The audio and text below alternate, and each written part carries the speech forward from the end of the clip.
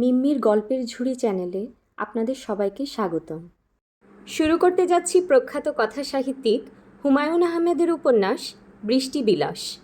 আজ শুনবেন উপন্যাসটির চতুর্থ পর্ব। রাত 9টা। এতক্ষণে মন্টু 2টা চ্যাপ্টার পড়ে ফেলতে পারত। এখনও সে বই নিয়ে বসতেই পারেনি। একবার বসেছিল, বই খোলার আগেই টপ করে দেয়াল থেকে একটা টিকটিকি বইয়ের ওপর পড়েছে। টিকটিকি বইয়ের ওপর পড়া খুব অলক্ষণ। সে বই বন্ধ করে উঠে পড়েছে। অলক্ষণের সময় পার করে সে আবার পড়তে বসবে।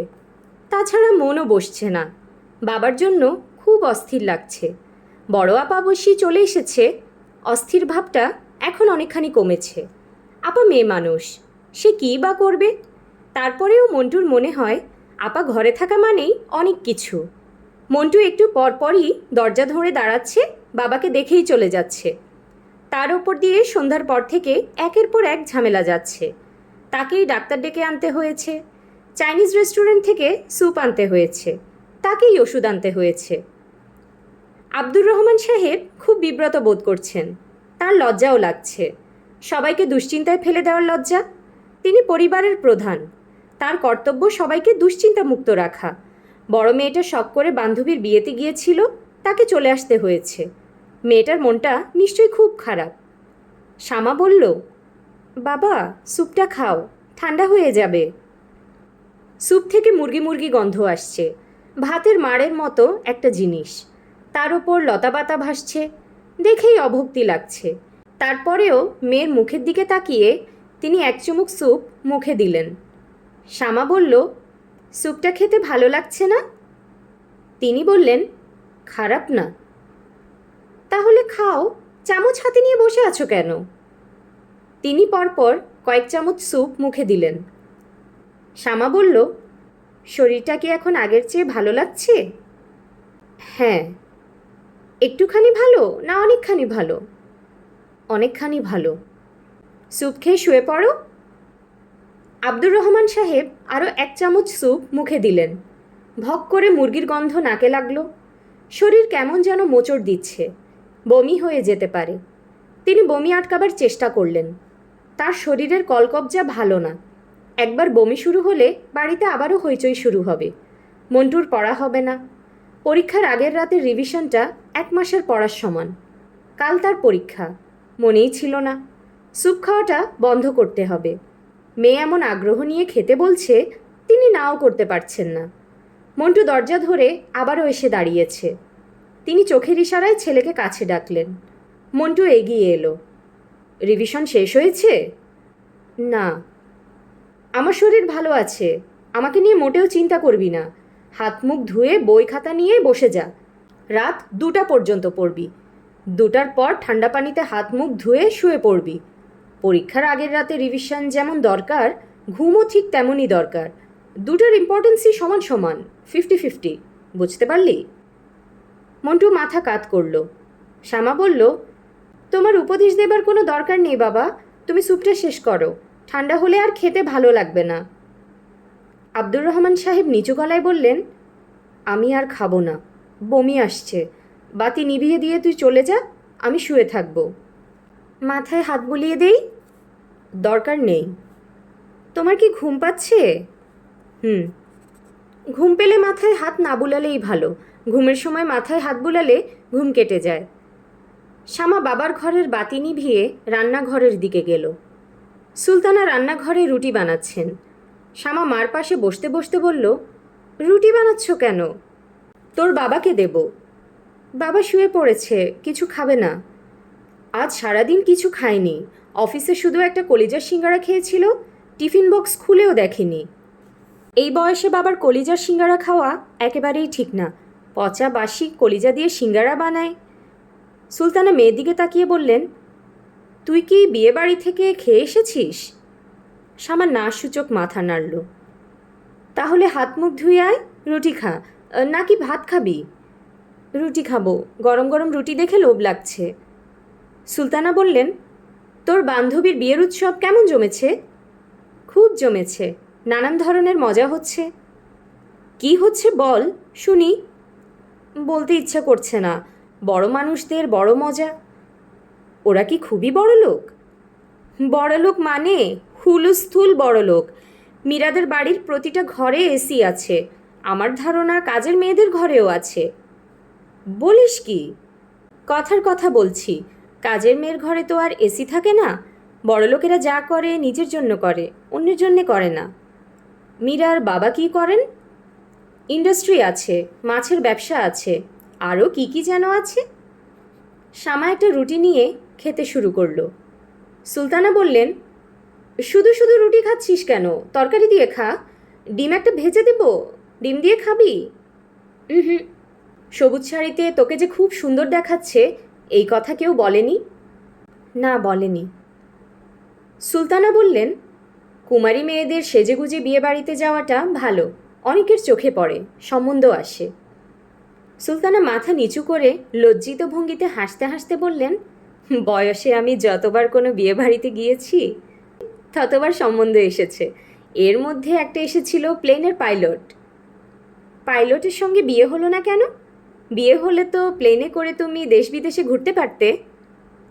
বিয়ে কপালের ব্যাপার, কপালে লেখা ছিল তোর বাবার সাথে বিয়ে হবে, তাই হয়েছে। আমার কপালে লেখা খাতাউরের সঙ্গে বিয়ে হবে, কাজেই যত সেজে গুজে বিয়ে বাড়িতে যায় না কেন, আমার কপালে খাতাউরি, তাই না মা? খাতাউর সাহেব যে দুপুরবেলা বাসায় খেতে এসেছিল, এটা কি বাবাকে বলেছ? না। বলনি কেন? আছে একটা সমস্যা। কি সমস্যা? পরে শুনবি। পরে কেন শুনবো? এখন বলো। সুলতানা ছোট্ট নিঃশ্বাস ফেলে বললেন, তোর বাবার ইচ্ছা না ছেলেটার সঙ্গে তোর বিয়ে হোক। তার যে শরীরটা খারাপ করেছে, এইসব ভেবেই করেছে। তার মানে? তোর বাবা আজ দুপুরে ছেলেটার সম্পর্কে খুব খারাপ একটা খবর পেয়েছে, তখনই তার শরীরটা খারাপ করেছে। এত আশা করেছিল, হঠাৎ একটা ধাক্কার মতো খেয়েছে, অফিসেই বমি টমি করেছে। খারাপ খবরটা কি? আমাকে কিছু বলেনি। তোর বাবাকে তো তুই চিনিস, একবার যদি সে ঠিক করে কিছু বলবে না, পেটে বোমা মারলেও বলবে না। খারাপ খবর যেটা বাবা শুনেছেন সেটা তো ভুলও হতে পারে, বিয়ের সময় প্রায় মিথ্যা খবর রটানো হয়। তোর বাবা বলেছে খবর মিথ্যা না। শ্যামা তাকিয়ে আছে। সুলতানা মেয়ের দৃষ্টির সামনে বসে থাকতে পারলেন না। তিনি উঠে দাঁড়ালেন। এশার ঘরে একবার যেতে হবে। মেয়েটা সন্ধ্যা থেকে দরজা বন্ধ করে শুয়ে আছে, তার মাইগ্রেনের ব্যথা উঠেছে। স্বামীকে দেখতে গিয়ে মেয়ের দিকে তাকানো হয়নি। প্রথমে তিনি স্বামীর ঘরে উকি দিলেন। মানুষটা ঘুমোচ্ছে, মনে হচ্ছে আরাম করেই ঘুমোচ্ছে। আরামের ঘুমের সময় মানুষ হাত পা গুটিয়ে ছোট্ট হয়ে যায়, বেআরামের ঘুমের সময় মানুষ সরল রেখার মতো সোজা হয়ে থাকে। সুলতানা ছেলের ঘরে গেলেন। বেচারার পড়ার আজ অনেক ক্ষতি হয়ে গেছে। তিনি ঠিক করলেন, মন্টু যতক্ষণ পড়বে তিনি পাশে বসে থাকবেন। তার এই ছেলেটা বোকা টাইপ হয়েছে। ছোটবেলায় এত বোকা ছিল না, যতই দিন যাচ্ছে বুদ্ধি মনে হয় ততই কমছে। পড়তে পড়তে সে ঘুমিয়ে পড়ে, ধাক্কা দিয়ে জাগিয়ে দিলে সঙ্গে সঙ্গে পড়তে শুরু করে। এই ছেলের পড়াশোনা হবে বলে মনে হয় না। পরীক্ষা দিয়ে ফেল করবে, আবার দেবে, কোনো বছর দেবে, কোনো বছর দেবে না। এই করতে করতে বয়স হয়ে চেহারায় লোক লোক ভাব আসবে, তখন কোনো দোকান টোকান দিয়ে বসিয়ে দিতে হবে। মন্টুর মতো ছেলেরা খুব ভালো দোকানদার হয়। টেবিলে খোলা বই, মন্টু বইয়ে মাথা রেখে আরাম করে ঘুমোচ্ছে। ঘাড়ের ওপর মশা, রক্ত খেয়ে ফুলে আছে। মন্টুর কোনো বিকার নেই। সুলতানা ছোট্ট করে নিঃশ্বাস ফেললেন। ছেলেকে ঘুম থেকে তুললেই সে পড়তে শুরু করবে। ঘুমিয়ে পড়ার আগ মুহূর্তে যেখানে পড়া শেষ করেছিল সেখান থেকে শুরু করবে। কিছুক্ষণ ঘুমাক। তিনি এশার ঘরের দিকে রওনা হলেন। খুব সম্ভব এশাও ঘুমোচ্ছে। মাইগ্রেনের ব্যথা প্রবল হলে এশা কয়েকটা ঘুমের ওষুধ খেয়ে ফেলে, ব্যথা কমে যায় কিন্তু ঘুম থেকে যায়। এশার ঘরের দরজা ভেজানো। সুলতানা দরজার পাশে দাঁড়াতেই এশা বলল, ভেতরে এসো মা। সুলতানা ঘরে ঢুকলেন। এই গরমে এশা চাদর গায়ে শুয়ে আছে, তার চোখ লাল। সুলতানা বললেন, মাথা ব্যথার অবস্থা কি? এশা বলল, অবস্থা ভালো। কমেছে? না। তাহলে ভালো বলছিস কেন? আমার মাথা ব্যথা প্রসঙ্গটা এখন একটু বাদ থাকুক। মা, আসল ঘটনা আমাকে বলো। আপার বিয়ে বাতিল হয়ে গেছে? হুম। হু ফু না, পরিষ্কার করে বলো। বাবা কি বিয়ে বাতিল করে দিয়েছেন? হুম। ছেলেকে বলেছেন? ছেলেকে বলেনি, তার চাচাকে আর বড় বোনকে খবর দেয়া হয়েছে। ছেলের অপরাধটা? আমি জানি না, তোর বাবা কিছু বলেনি। কাজটা ঠিক করলে না মা। হুট করে বিয়ে ঠিক করা, আবার হুট করে বাতিল। বিয়ে তো প্লে অ্যান্ড ডাস্ট না। প্লে অ্যান্ড ডাস্ট কি? প্লে হচ্ছে খেলা, আর ডাস্ট হচ্ছে ধুলা। প্লে অ্যান্ড ডাস্ট হলো খেলাধুলা। মা, এখন আমার ঘর থেকে যাও। তোমার পাথরের মতো মুখ দেখে আমার মাথা ধরা ছেড়ে যাচ্ছে। শ্যামা, তুই কি আমার উপর বেশি রেগে আছিস? 3 দিন হয়ে গেল, এখনো টেলিফোন করলি না। আমি তোর নিষেধ সত্ত্বেও তোদের বাড়িওয়ালার টেলিফোন করেছিলাম। 2বার করেছি। প্রথমবার তিনি বললেন রং নাম্বার। দ্বিতীয়বারে বললেন শ্যামারা এই বাড়ি ছেড়ে চলে গেছে, মালিবাগের দিকে বাসা নিয়েছে, রেল ক্রসিংয়ের কাছে। বয়স্ক একজন মানুষ মিথ্যা কথা বললে কেমন লাগে বলতো? রাগে আমার গা জ্বলে যাচ্ছে। এই ভদ্রলোককে আমি একটা শিক্ষা দেব। শ্যামা, আমাদের পিকনিকে তুই এই ভদ্রলোককে ভুলিয়ে ভালিয়ে নিয়ে আয় না, তারপর দেখ আমি কি করি। শ্যামা শোন, ওই দিনের ঘটনায় আমি খুব দুঃখিত। সামান্য ফান করলাম। এক বন্ধু আরেক বন্ধুর সঙ্গে ফান করতে পারবে না? ভদ্রলোকের চশমা তোর ব্যাগে পাওয়া গেল, তাতে ক্ষতি কিছু হয়নি, বরং লাভ হয়েছে। কী লাভ হয়েছে সেটা বলি, মন দিয়ে শোন। ভদ্রলোক তো মোটামুটি অন্ধের মতোই হাঁটাহাঁটি করছিলেন। চশমা ফেরত পেয়ে প্রথম তোকে দেখলেন। তুই সবুজ শাড়ি পরে দাঁড়িয়েছিলি, তোকে দেখাচ্ছিল ইন্দ্রাণীর মতন। ইন্দ্রাণী জিনিসটা কি আমি জানি না, প্রায় গল্পের বইয়ে পড়ি ইন্দ্রাণীর মতো সুন্দর, কাজেই ধরে নিচ্ছি ইন্দ্রাণী খুবই রূপবতী কেউ। ভদ্রলোক তোকে দেখে ধাক্কার মতো খেলেন। রবীন্দ্রনাথের ভাষায় বাজিল বুকে সুখের মতো ব্যথা। তুই রাগে দুঃখে কেঁদে ফেললি, তারপর চোখ মুছতে মুছতে চলে গেলি। তখন আমি হুক্কা বাবাজিকে আসল ঘটনা বললাম। বললাম যে তুই চশমার ব্যাপারটা কিছুই জানিস না, আমি তোর ব্যাগে চশমা লুকিয়ে রেখেছিলাম। ঘটনা শুনে হুক্কা বাবাজি, বাবাজির আসল নাম আশফাকুর রহমান, খুবই মন খারাপ করলেন। তিনি ঠিক করেছেন তোদের বাসায় গিয়ে তোর কাছে ক্ষমা প্রার্থনা করবেন। আমার ধারণা ইতিমধ্যে তিনি এই কাজটা সেরে ফেলেছেন এবং তোর সঙ্গে হুক্কা বাবাজির কথাবার্তা হয়েছে। আমার এই ধারণার পেছনে কারণ আছে। হুক্কা বাবাজির মা আজ সকালেই আমাকে টেলিফোন করে তোর সম্পর্কে খোঁজ খবর করছিলেন।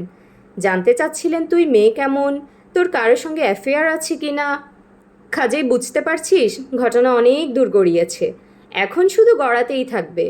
হুক্কা বাবাজিকে যদি বড়শিতে গেঁথে তুলতে পারিস তাহলে বিরাট কাজ হবে। ওদের গুলশানের 3তলা বাড়ির ছাদে সুইমিং পুল আছে। আমি দেখিনি, মীরার কাছে শুনেছি। পয়সাওয়ালা স্বামী হলো সোনার চামচ। কথায় আছে না, সোনার চামচ বাঁকাও ভালো। হুক্কা বাবাজি বাঁকা না, সোজা। ভদ্রলোকের ফাইবার অপটিক্সের ওপর পিএইচডি ডিগ্রি আছে। মেরিল্যান্ড বিশ্ববিদ্যালয়ে অধ্যাপনা করতেন। তার বাবা খুবই অসুস্থ, নিজে ব্যবসাপাতি দেখতে পারছেন না বলে ছেলে এসেছে বাবাকে সাহায্য করতে।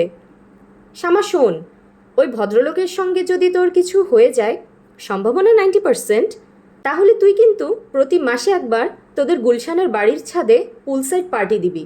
আমরা সবাই সুইমিং পুলে লাফালাফি ঝাপাঝাপি করব আর পার্টি করব। মীরার বিয়ের ঘটনা বলে চিঠি শেষ করি।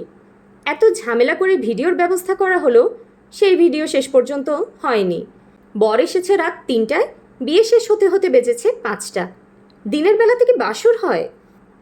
ভদ্রলোক 3তলা পর্যন্ত উঠলেনই না। আমরা খুব মন খারাপ করেছি।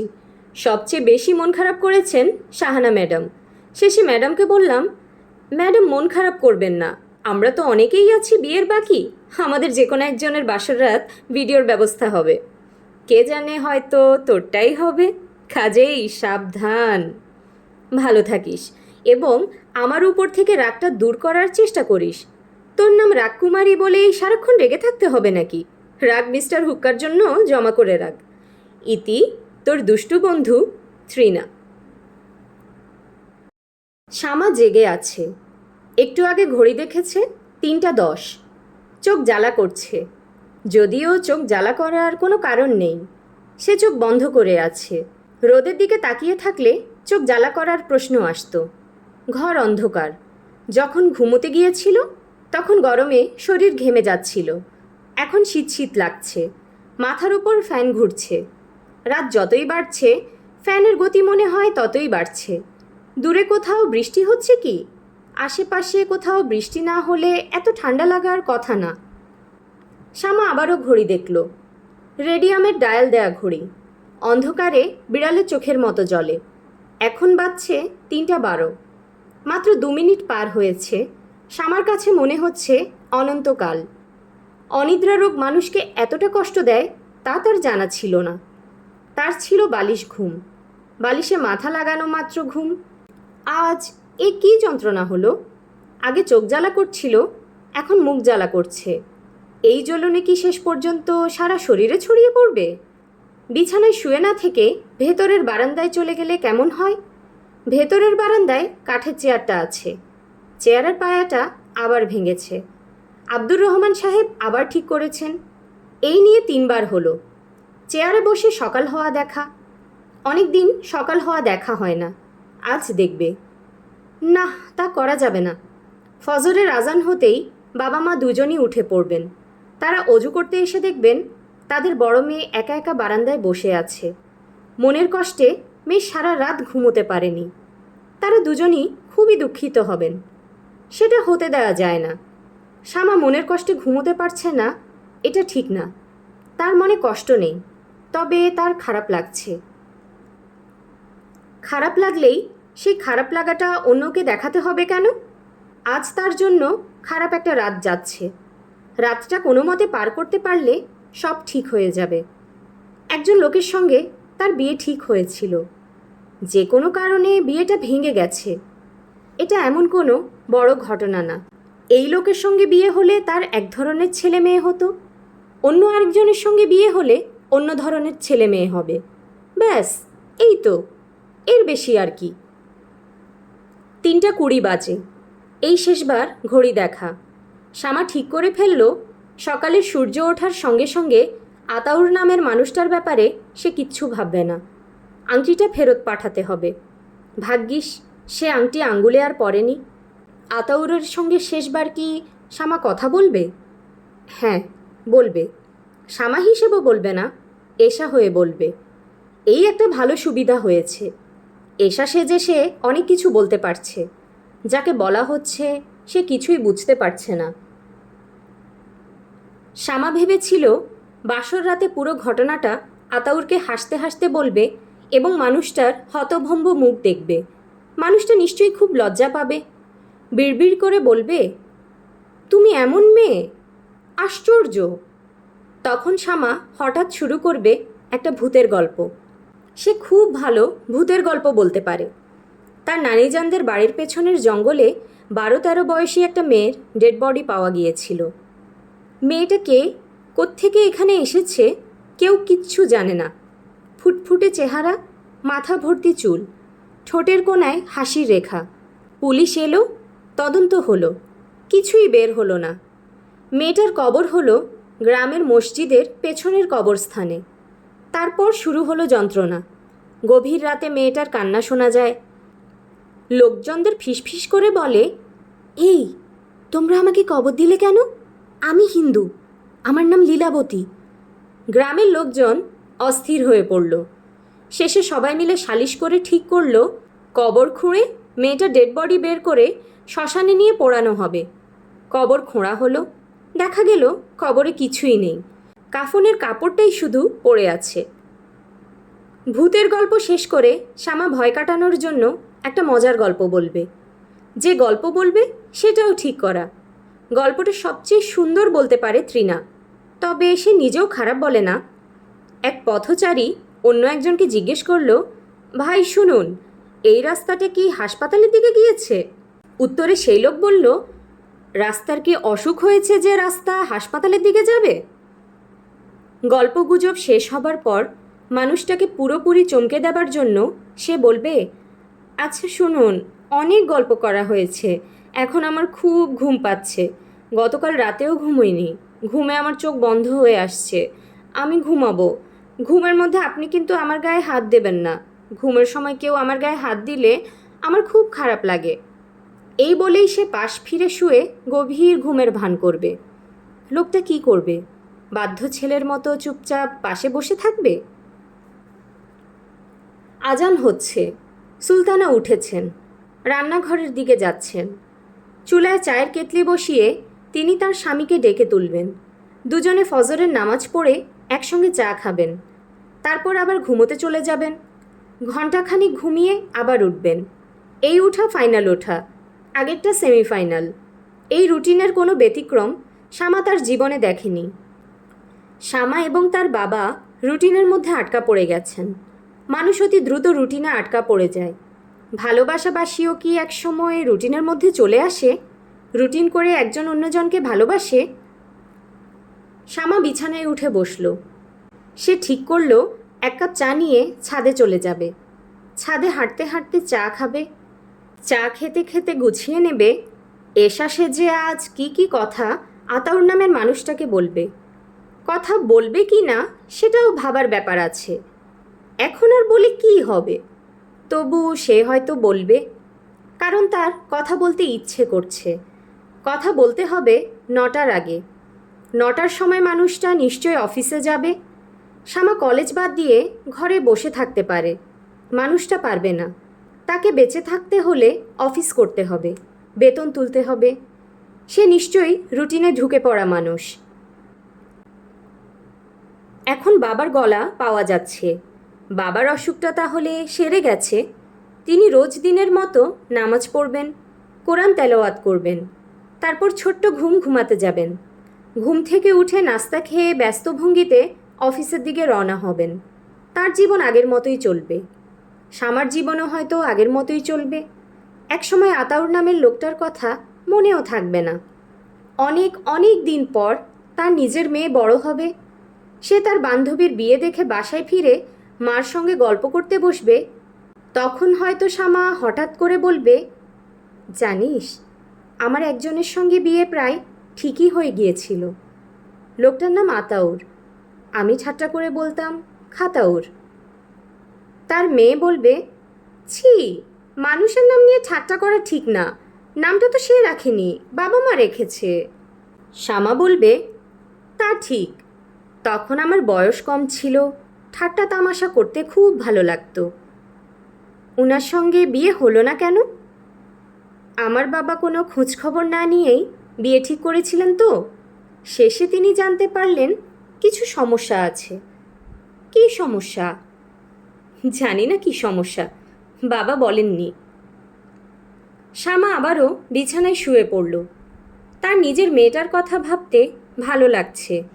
মনে হচ্ছে সত্যি সত্যি তার একটা মেয়ে আছে এবং মেয়েটা এখন গুটিসুটি মেরে তার পাশে শুয়ে আছে। মেয়েটার গায়ের গন্ধ পর্যন্ত তার নাকে লাগছে। গাঁদা ফুলের পাতা কচলালে যে গন্ধ আসে, সেই গন্ধ। আচ্ছা, মেয়েটার সুন্দর একটা নাম রাখা দরকার না? তার যেমন 2 অক্ষরের নাম, সেরকম 2 অক্ষরের নাম। 2 অক্ষরের নাম হলে নামটা অনেকক্ষণ মুখে রাখা যাবে, টেনে লম্বা করা যাবে। তার নামটা যেমন শামা, আটা অনেকক্ষণ মুখে রাখা যায়, ইচ্ছা মতো টেনে লম্বা করা যায়। আচ্ছা, মেয়েটার নাম আশা হলে কেমন হয়? আতাউরের আ আর শামার শা। কী অদ্ভুত কাণ্ড! আতাউর এখন এলো কীভাবে?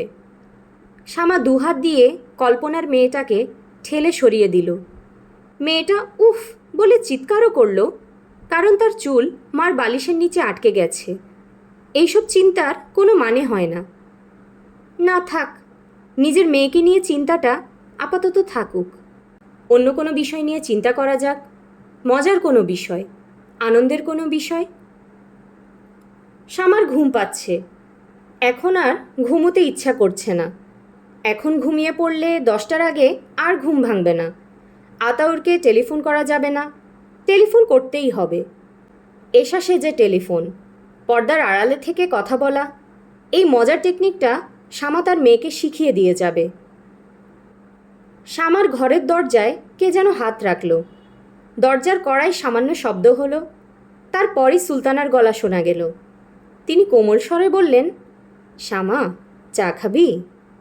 শামা বলল, হ্যাঁ, আয়, তোর বাবার সঙ্গে চা খা, তোর বাবা তোকে ডাকছে। শ্যামা দরজা খুলে বের হলো। মার দিকে তাকিয়ে বলল, আমি যে জেগে আছি তুমি জানতে? সুলতানা বললেন, হ্যাঁ। কিভাবে জানতে? আমার দরজা ভেতর থেকে বন্ধ, আমি কোনো সাড়া শব্দও করিনি। সুলতানা ছোট্ট নিঃশ্বাস ফেলে বললেন, তোরা 3 ভাই বোনের যে কোনো একজন জেগে থাকলে আমি বুঝতে পারি। আমার নিজেরও তখন ঘুম হয় না। তোদের যে কোনো জনের মধ্যে সবচেয়ে বেশি রাত জাগে এশা। বাবা আমার সঙ্গে চা খেতে চাচ্ছেন কেন? মনে হয় কিছু বলবে। বিয়ে যে ভেঙে গেল, কেন ভাঙলো, এসব হয়তো তোকে বলবে। আমি বাবার কাছ থেকে কিছু শুনতে চাচ্ছি না। তুমি শুনে নাও, তারপর যদি ইচ্ছে করে আমি তোমার কাছ থেকে শুনব, ইচ্ছে না করলে শুনবো না। সুলতানা মেয়ের কাঁধে হাত রেখে বললেন, বাবা ডাকলে কখনো না করতে নেই। তোকে ডেকেছে, তারপরও যদি না যাস তাহলে মনে কষ্ট পাবে। মার মনে কষ্ট দিলে কিচ্ছু হয় না, কিন্তু বাবার মনে কষ্ট দিলে তার ফল খুব খারাপ হয়। আব্দুর রহমান সাহেব শ্যামাকে দেখে একটু নড়ে চড়ে বসলেন। তার হাতে চায়ের কাপ, কাপে চুমুক দিতে যাচ্ছিলেন। চুমুক না দিয়ে কাপ নামিয়ে নিয়ে মেয়ের দিকে তাকিয়ে হাসলেন। শ্যামা বলল, তুমি কিছু বলবে? আব্দুর রহমান সাহেব নরম গলায় বললেন, দাঁড়িয়ে আছিস কেন? আগে বস, তারপর বলি। শ্যামা বসল। আব্দুর রহমান সাহেব নিজেই মেয়ের হাতে চায়ের কাপ তুলে দিতে দিতে বললেন, আমি হলাম বোকা মানুষ। আমি নিজে বোকা, তোর মাও বোকা। 2 বোকা মিলে বিরাট ভুল করে ফেলেছি। এই ভুলের মা বাপ নেই। খোঁজ খবর না নিয়ে তোর বিয়ে ঠিক করে ফেললাম। ছেলেও আসা যাওয়া শুরু করলো। কী অবস্থা! শ্যামা বলল, আসা যাওয়া শুরু করেনি বাবা, একদিনই এসেছিল। সেই একদিন আসাটাও তো ঠিক না। তোর মা যত্ন করে আবার ভাত খাইয়েছে, তুই আবার তাকে নিয়ে নিউ মার্কেটে বান্ধবীর জন্য উপহার কিনতে গেলি। তোর মার কাছে শুনেছি 1 রিকশায় গিয়েছিস। কি ঘৃণ্যকর অবস্থা! তোর অবশ্যই দোষ নেই, দোষটা আমার। আমি গ্রিন সিগন্যাল দেওয়ার কারণেই তো বাসায় এসে ভাত খাওয়া শুরু করলো। চিন্তা করলেই আমার কেমন যেন লাগে। একটা মানুষ একবেলা ভাত খেয়েছে, এটা এমন কোনো ব্যাপার না বাবা। কতজনই তো আমাদের বাসায় খেয়েছে, তাতে কি হয়েছে? আব্দুর রহমান সাহেব মেয়ের দিক থেকে দৃষ্টি ফিরিয়ে স্ত্রীর দিকে তাকালেন। হতাশ গলায় বললেন, অনেক কিছুই হয়েছে। এ তো নর্মাল ছেলে না, পাগল। সুলতানা হতভম্ব গলায় বললেন, পাগল মানে? মাথার অসুখ, প্রায়ই হয়। তখন কাউকে চিনতে পারে না, দরজা তালা বন্ধ করে রাখতে হয়, এমন অবস্থা। এরা অসুখ গোপন করে বিয়ে দিতে চাচ্ছিল। মানুষের ধারণা আছে না বিয়ে দিলে পাগল ভালো হয়, তাই ভেবেছে কাউকে কিছু না জানিয়ে বিয়ে দিয়ে দেবে, পাগল ভালো হয়ে যাবে। আমার মেয়ে হবে পাগল ভালো করার ট্যাবলেট। এই ছেলের আগেও একবার বিয়ে ঠিকঠাক হয়েছিল, পাঞ্চিনি হয়েছে। মেয়ে পক্ষ খবর পেয়ে পরে বিয়ে ভেঙে দেয়। গতকাল আমি ছেলের বড় বোনের কাছে গিয়েছিলাম, তিনি ঘটনা স্বীকার করেছেন। ছেলে যেমন বজ্জাত, আত্মীয় স্বজনরাও বজ্জাত। ধরে এদের চাপকানো উচিত, জুতা পেটা করা উচিত। এরা শিয়াল কুকুরেরও অধম। শ্যামা বলল, এইসব কেন বলছো? বলবো না? না, বলবে না। বিয়ে ভেঙে গেছে, ফুরিয়ে গেছে, গালাগালি করবে কেন? আমি এমন কি গালাগালি করলাম? তুই এত রাগ করছিস কেন?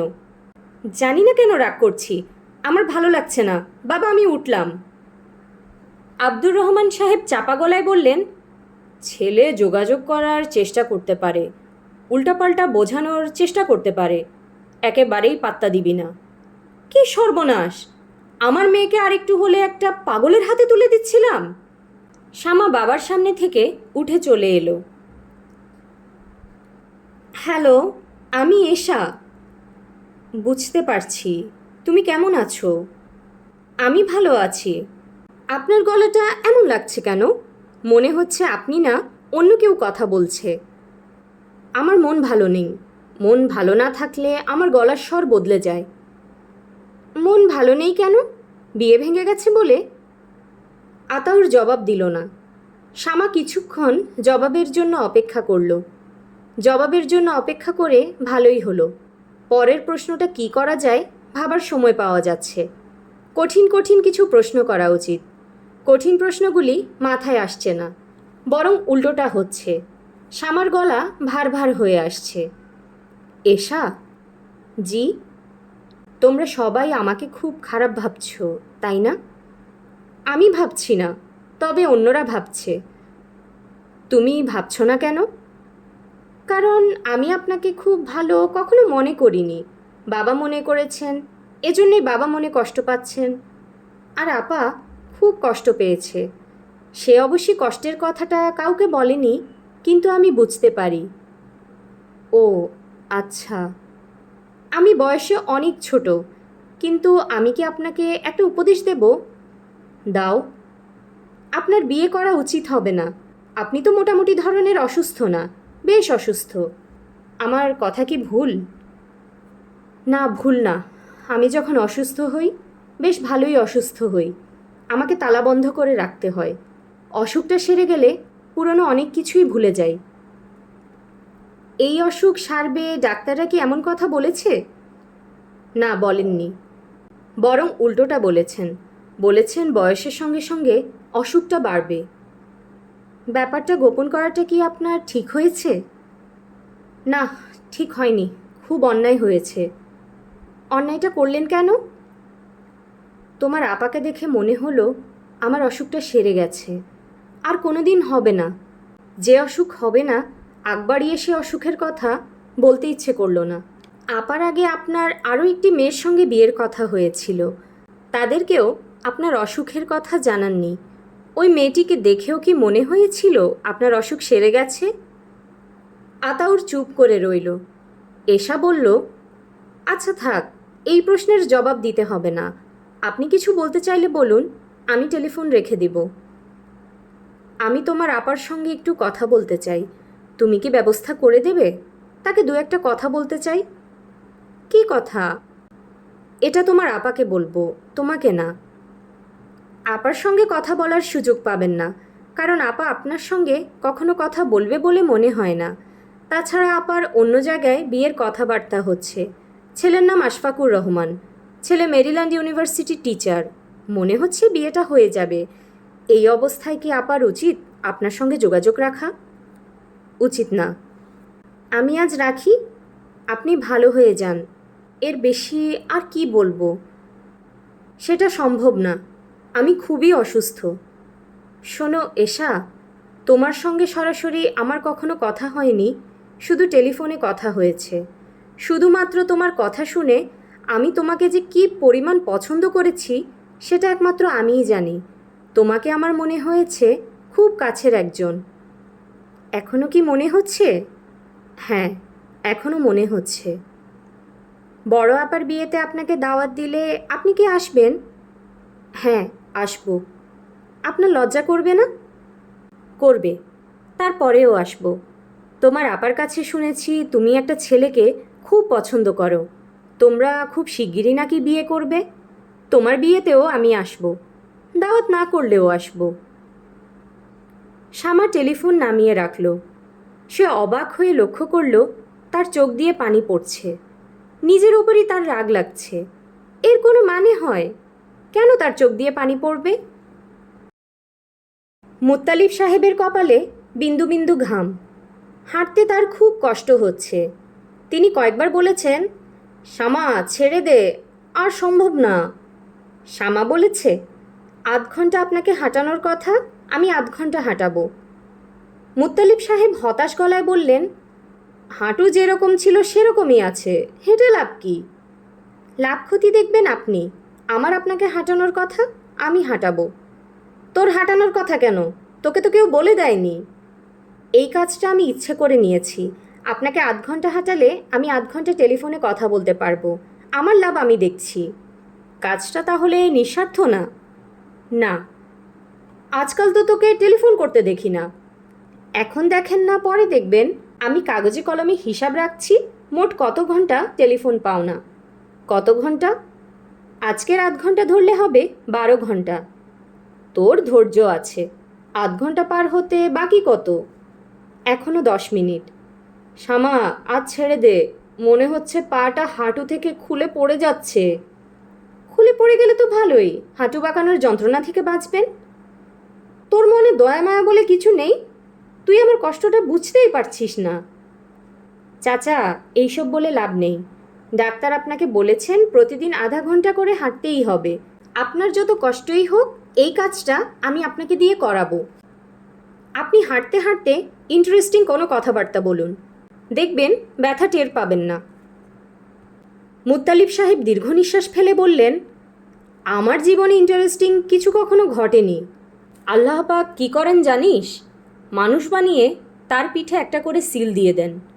কারো সিলে লেখা থাকে ইন্টারেস্টিং লাইফ, তার জীবনটা ইন্টারেস্টিং হয়। আবার কারো সিলে লেখা থাকে হ্যাপি লাইফ, তার জীবন হয় আনন্দময়। আপনার সিলে কী লেখা? কিছুই লেখা নেই, শুধু একটা ক্রস চিহ্ন দেওয়া। এই ক্রস চিহ্নের মানে হলো এই লোকের সব বাতিল।